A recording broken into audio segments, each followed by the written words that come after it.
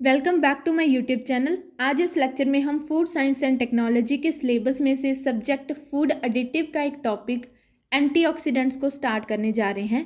इस लेक्चर में हम पढ़ेंगे एंटीऑक्सीडेंट्स क्या होते हैं, फंक्शंस क्या हैं एंटीऑक्सीडेंट्स के, mechanism by which antioxidant provide protection and different types of antioxidant. तो जैसे कि आपको नेम से ही पता चल रहा होगा कि एंटीऑक्सीडेंट मतलब कि ऑक्सीडेशन को प्रिवेंट करता है जो सबस्टांस या फिर कंपाउंड, उसे बोलते हैं एंटीऑक्सीडेंट। ठीक है, अब ये ऑक्सीडेशन क्या होता है? ऑक्सीडेशन एक चेन रिएक्शन होती है जो कि in the presence of oxygen में प्रोड्यूस होती है। इसकी वजह से जिस भी फूड में ऑक्सीडेशन होगा उसकी फूड क्वालिटी भी डिटोरेट होगी, उसकी न्यूट्रिशनल वैल्यू भी लॉस में जाती है, एंड ऑक्सीडेशन होने की वजह से केमिकल कंपोजिशन है जो फूड की वो भी चेंज हो जाती है। जब फैट्स एंड ऑयल्स को अच्छे से स्टोर नहीं किया जाता तो उसमें से of flavour end of order है जो आने लगती है, वो क्यों आती है? ऑक्सीडेशन होने की वजह से। तो इसे बोलते हैं रेंसिडिटी। ठीक है, तो जो रेंसिडिटी होती है वो भी क्यों होती है? ऑक्सीडेशन होता है जब फैट्स एंड ऑयल्स का। ठीक है, अब रेंसिडिटी तीन टाइप की होती है। First is absorption rancidity. ये क्यों होती है? जब हम ऑयल्स एंड फैट्स को किसी भी स्ट्रॉन्ग स्मेलिंग फूड के साथ स्टोर करते हैं, जैसे कि फैट्स एंड ऑयल को स्टोर किया अनियन एंड गार्लिक के साथ, तब अब्जॉर्प्शन रेंसिडिटी होती है।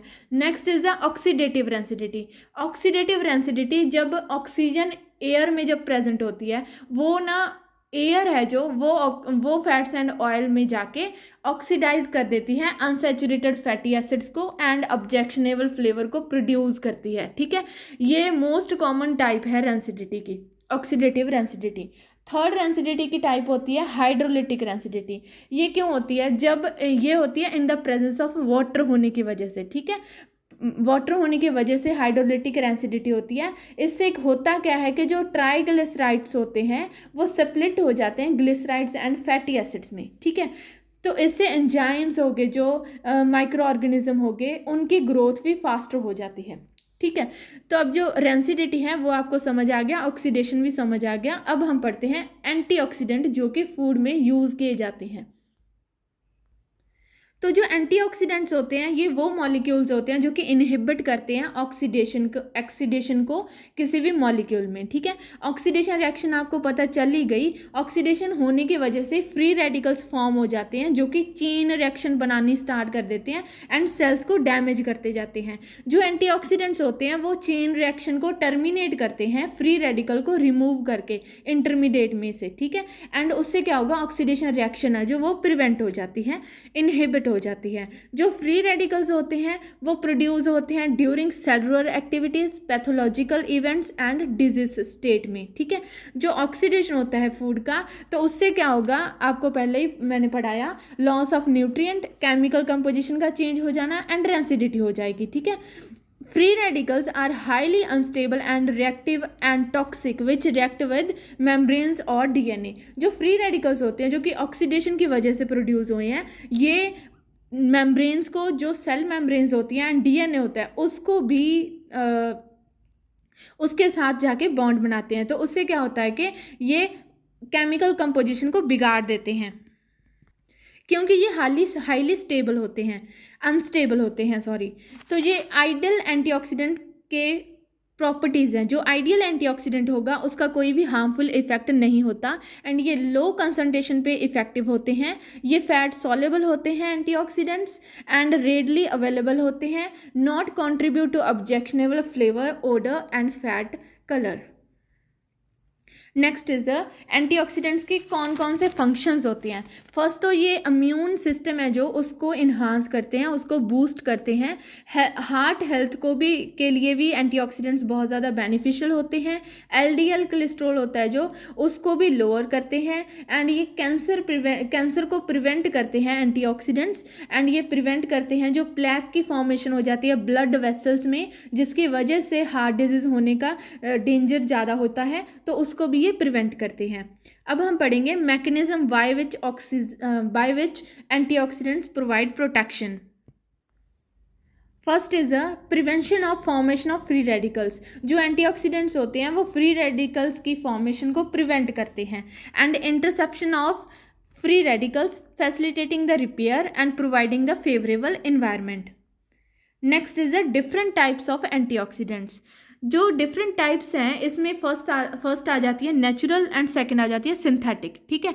उसके बाद हम पढ़ेंगे डिफरेंट जैसे कि नॉन एंजाइमेटिक एंटीऑक्सीडेंट्स कौन से होते हैं, एंजाइमेटिक ऑक्सीडेंट्स कौन से होते हैं, ठीक है।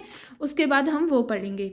तो first is the natural antioxidant में आ जाते हैं सीसम ऑयल, ठीक है, गॉसिपोल, ठीक है। उसके बाद टोकोफिरोल। सिंथेटिक में आ जाते हैं butylated hydroxy anisole, butylated hydroxy toluene, propyl gallate, tertiary butyl हाइड्रोक्विनीन।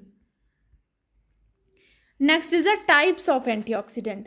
अब ये फर्स्ट है नॉन एंजाइमेटिक एंटीऑक्सीडेंट्स। इसमें एंटीऑक्सीडेंट्स पढ़ेंगे, उसके बाद वो कहाँ पे लोकेशन उनकी कौन सी होती है, वो उस लोकेशन पे उनका क्या फंक्शन होता है। First is a carotenoid. ये अवेलेबल लोकेशन होती है इनकी lipid soluble antioxidant in membrane tissue and ये ROS को रिमूव करते हैं।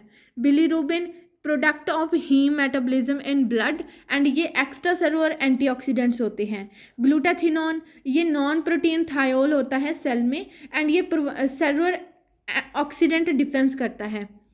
उसके बाद है विटामिन सी, ये एक्वस फेस ऑफ सेल में प्रेजेंट होता है एंड ये फ्री सेक्वेंजर होता है एंड रिसाइकल करता है विटामिन ई को। विटामिन ई ये सेल में प्रेजेंट होता है एंड ये चेन ब्रेकिंग करता है, जो एंटीऑक्सीडेंट चेन ब्रेकिंग एंटीऑक्सीडेंट होता है। Next is the uric acid. जो यूरिक एसिड है वो प्रोडक्ट होता है प्यूरिन मेटाबॉलिज्म का एंड प्रोडक्ट होता है प्यूरिन मेटाबॉलिज्म में ये प्रेजेंट होता है एंड ये सेक्वेंज करता है OH रेडिकल्स को। Next is the enzymatic antioxidants. Enzymatic antioxidants में ग्लूटाथिनॉन पेरोक्सीडेज एंड कैटालेज हैं जो कि H2O2 के O2 का रिमूवल करते हैं। And next is the natural sources से जो एंटीऑक्सीडेंट्स आते हैं उनकी कुछ टाइप्स हैं, जैसे कि क्लोरोफिल डेरिवेटिव्स हो गए, कैरोटीनॉइड, एसेंशियल ऑयल्स हो गए, फाइटोस्टीरोल्स हो गए, alkaloids, phenolics and nitrogen containing compounds. Dietary antioxidants में आ जाते हैं कोमोसोल एंड कोमोसोइक एसिड, ठीक है।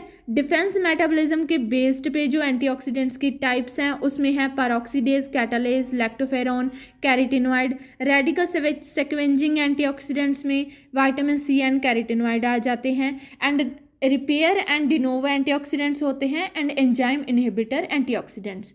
ये डिफरेंट टाइप्स थी। एक तो हमने पढ़ी नेचुरल एंड सिंथेटिक एंटीऑक्सीडेंट, उसके बाद नॉन एंजाइमेटिक एंटीऑक्सीडेंट कौन कौन से होते हैं एंड उनका क्या फंक्शन होता है, एंजाइमेटिक एंटीऑक्सीडेंट्स कौन से होते हैं एंड ये हमने कुछ टाइप्स पढ़ी। अब हम इसके अगले लेक्चर में हम एंटीऑक्सीडेंट्स के पूरी डिटेल में पढ़ेंगे, जैसे कि जो विटामिन सी है वो क्या काम करता है, किस सोर्स से मिलता है, ठीक है, उसके क्या फंक्शंस हैं, क्या प्रॉपर्टीज़ हैं, उनको हम डिटेल में पढ़ेंगे। Thank you for watching, have a nice day.